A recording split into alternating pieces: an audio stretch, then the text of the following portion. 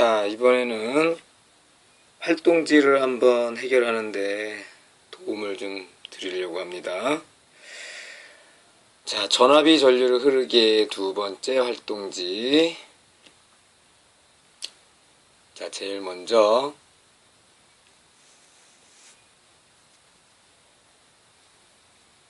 전압의 크기가 얼마이냐 라는 건데요. 전압계를 보면 이렇게 눈금이 있고 숫자가 여러 개가 이렇게 있죠.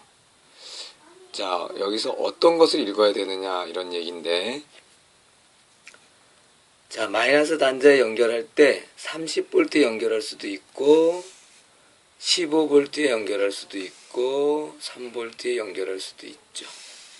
첫 번째 문제는 30V에 연결했을 때 지금 현재 이렇게 바늘이 있으면 이것이 도대체 몇 볼트냐 이렇게 묻는 건데요. 여러분들이 여기에서 먼저 알아야 될 게 뭐냐, 30V에 마이너스 단자 30V에 연결했다는 것의 의미를 알아야 됩니다. 이건 어떤 의미죠? 네, 이 전압계로 측정할 수 있는 전압이 최대 30V까지만 측정할 수 있게 된다 이런 얘기죠. 요 단자에다가 연결을 하면 그런 것이죠. 자, 그러면 최대로 30V, 최대로 전압이 측정되면 바늘은 어떻게 움직이는 거예요? 이렇게 해서 이렇게 움직여서 딱 여기까지 가서 멈추겠죠. 그러니까 결국은 맨 끝에 있는 이쪽에서 이렇게 멈추게 된다는 겁니다. 그런데 그러면 결국 맨 끝에서 뭐가, 만약에 최대 30V를 측정했다면, 30V인 전압을 측정했다면 바늘이 여기 있을 테니까 그게 30으로 읽혀야 되잖아요. 그러니까 여기가 해당이 될 것이고, 결국은 마이너스 단자를 30V에 연결했다는 얘기는 이쪽에 있는 눈금을 읽어줘야 된다 이런 얘기죠. 그래서 여기에 보면 10이라고 읽을 수도 있고 20이라고 읽을 수도 있고 2라고 읽을 수도 있지만 결국 30V가 최대인 이쪽에 있는 숫자를 읽어주니까 요거를 읽어야 되니까 결국은 이게 어떻게 돼요? 20V 이렇게 적힐 수가 있겠죠. 자, 그러면 이 나머지 것들도 이러한 원리로 측정해 낼 수가 있겠죠. 다음 문제를 볼게요. 전지, 저항, 전류계, 전압계, 스위치를 포함하는 전기 회로도를 그려라 이런 얘기인데요. 전류계와 전압계의 양쪽에 플러스 마이너스 극도 표시해 보자고 했습니다. 자, 전지는 자 이런 식으로 표시가 될 것이고, 저항은 자 이런 식으로 표시를 하면 될 것이고, 전류계는 어떻게 표시했죠? 자, 이런 식으로 표시를 할 수가 있고, 전압계는 이렇게 표시가 됩니다. 스위치는 이렇게 해도 되고 닫혀있는 형태로 해도 되겠습니다. 자, 주의할 점은 전류계는 직렬로 연결하면 되는데 전압계는 병렬로 연결이 된다 그랬죠. 자, 회로에 어떤 전류계와 전압계는 전류와 전압을 측정하는 장치니까 연결을 해도 되고 연결을 하지 않아도 되는 거잖아요. 기본적으로 전지, 저항, 스위치를 있는 그런 회로를 하나 만들어 보자. 그러면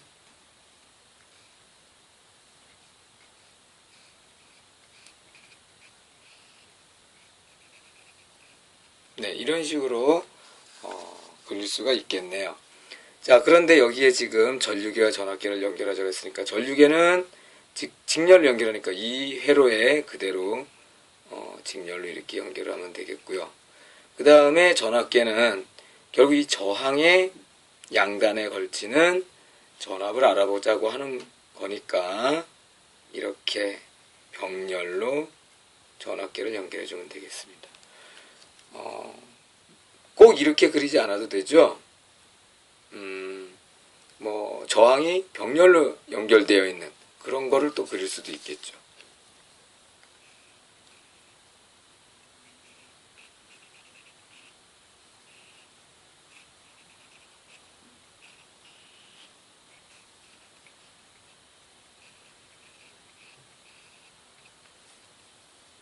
자, 전류계도요. 여기다가 이렇게 전체 회로를 흐르는 전류의 세기를 알아보기 위해서 여기다가 해도 되지만 또 여기다가 이렇게 표시해도 될 것입니다. 그러면 이것은 요 저항에 흐르는 전류 값을 측정하는, 또는 여기다가 또 표시를 해도 되겠죠. 그리고 전압계는 어떻게 표시합니까? 전압계는 역시 여기다가 이렇게 병렬로 연결해서 이렇게 표시를 해도 되고요. 여기다가 해도 되고, 여기다가 이렇게 해도 되고, 다 병렬로 연결되는 형태의 회로를 그리면 되겠습니다. 자, 여기에서 플러스 마이너스 극도 표시해 보자고 했으니까 이거는 표시할 수 있죠.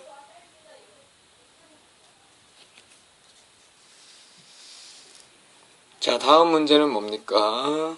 전지의 연결에 대해서 정리한 것이다. 빈칸을 채워보자고 했죠. 연결된 전지의 수가 많을수록 전압의 크기는 어떻게 되느냐. 연결된, 자, 요거는 직렬로 연결한 거니까 이런 전지가 이렇게 직렬로 쭉 연결될 때 전압의 크기가 어떻게 되겠느냐 이런 얘기죠. 자, 요거는 여러분들이 충분히 생각할 수 있을 것 같으니까 생략을 하겠습니다. 자, 그리고 전지의 전체 전압을 계산해 보자고 하는 거를 회로도로 전기 기호로 표시된 게 있는데, 직렬로 연결됐는지 병렬로 연결되어 있는지를 구분할 수 있으면 되겠죠. 자, 여기 이거 하나를 보면 요거는 전지 하나, 둘, 셋, 네 개가 연결된 거잖아요. 그죠? 예, 그리고 이 지금 전지의 전압이 얼마인지 모르지만 보통 일반적으로 전지 하나가 약 1.5V 정도 되는 걸로 우리가 쓰고 있으니까 1.5V로 해도 되고요. 본인이 판단해서 3V로 한다고 하면 또 3V로 기준을 정해서 해도 되겠습니다. 어떻게 계산하는지 그것이 중요한 거니까요. 자, 뒤로 넘겨보겠습니다. 자, 이번에는 전압이 커지면 전류도 커져. 그래서 이것도 단원이 달라졌는데요. 제일 먼저 일정한 전기 저항에 흐르는 전류의 세기와 전압의 관계에 대해서 설명해 보자 라고 했습니다. 이게 전기 단원에서 가장 중요한 그런 개념이 되겠습니다. 전압과 전류는 어떤 관계가 있느냐, 전압과 전류는 어떤 관계가 있느냐 이런 얘기인데, 전압이 커지면 전류는 어떻게 되나요? 전류도 커지죠. 전압이 전류를 흐르게 하는 능력이라고 했으니까요. 전압이 세기가 세지면 전류의 세기도 세어질 겁니다. 자, 이거는 실험으로도 확인할 수가 있는데요. 자, 그리고 이것을 실험으로 확인을 해보면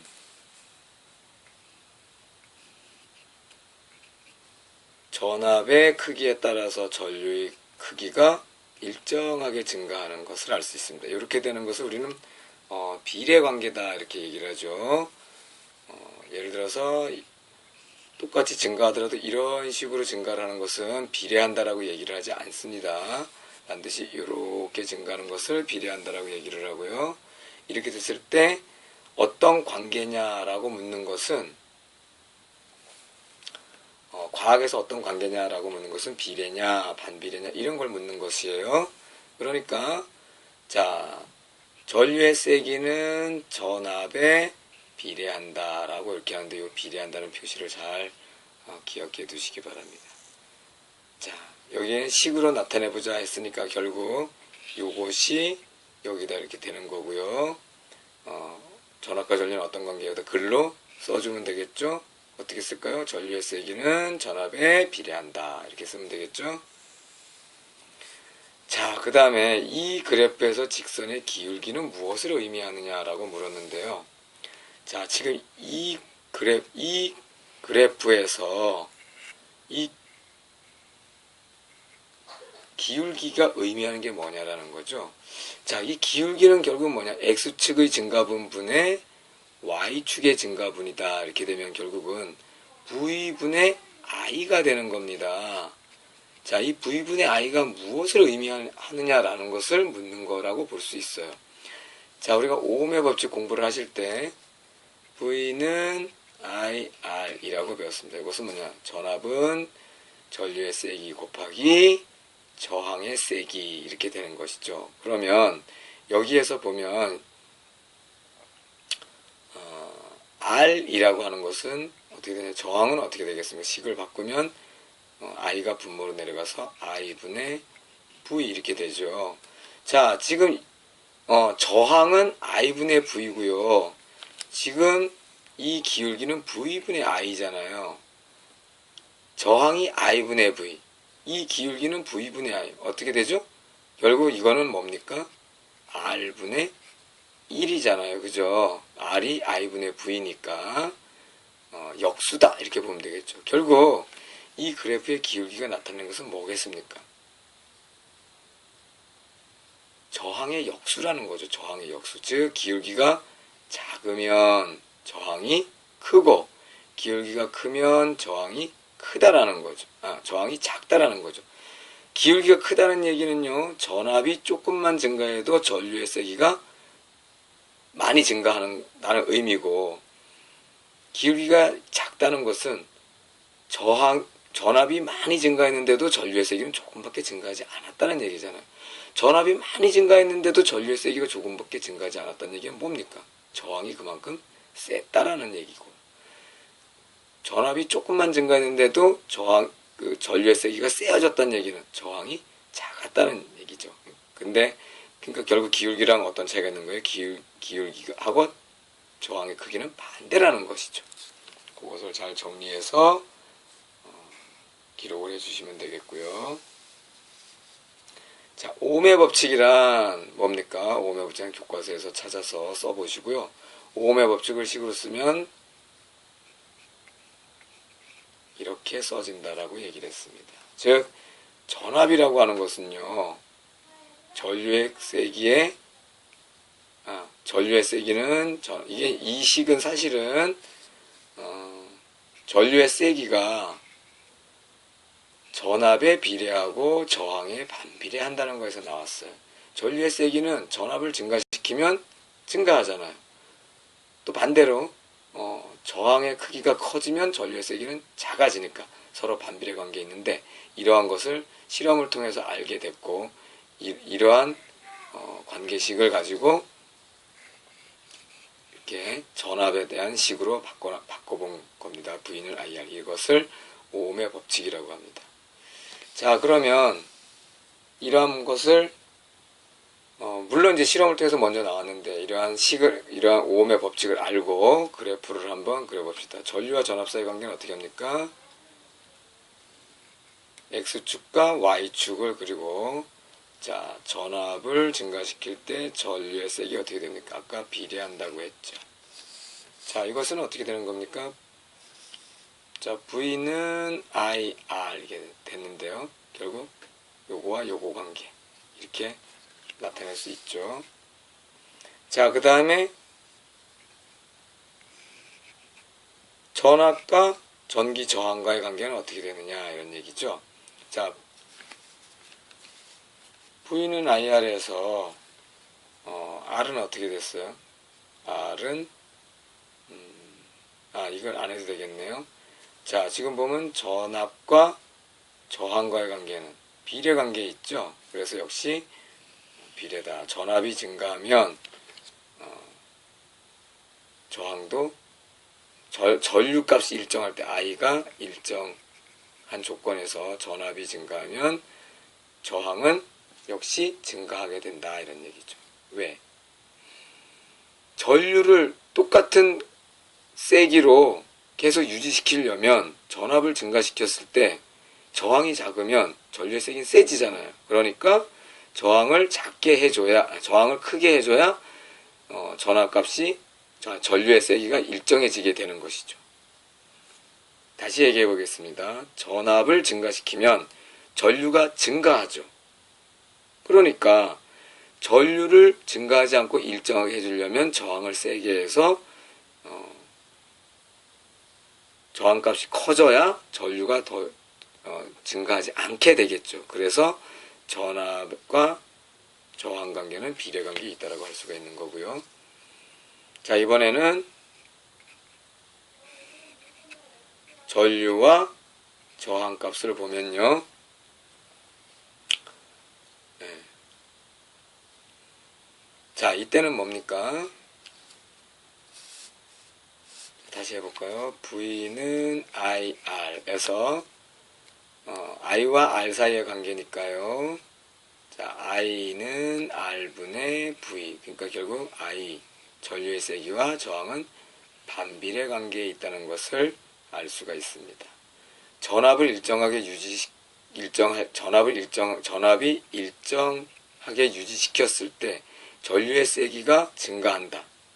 그렇게 되기 위해서 저항은 어떻게 해야 되는 거예요? 전압은 변하지 않는데 전류는 세게 증가시킨단 말이에요. 그러면 저항은 어떻게 돼야 되는 거예요? 작아져야 되는 것이죠. 전류가 그러니까 전압이 일정합니다. 자, 그때 전류의 세기가 세어진다. 그러면 어떻게 되는 거예요? 전압은 일정한데 전류가 세어져야 될 때는 저항이 작아야지만 그렇게 가능하겠죠. 이해가 되시나요? 전압을 높이면 저항이 전류의 세기가 증가한단 말이죠. 그런데 전압을 일정하게 해놓고 전류의 세기만 증가를 시켜야 된단 말이에요. 저항을 바꿔가지고. 그럴 때는 어때요? 저항을 줄여줘야 되겠죠. 저항이 크면 전류의 세기가 작아질 테니까요. 이상 마치겠습니다.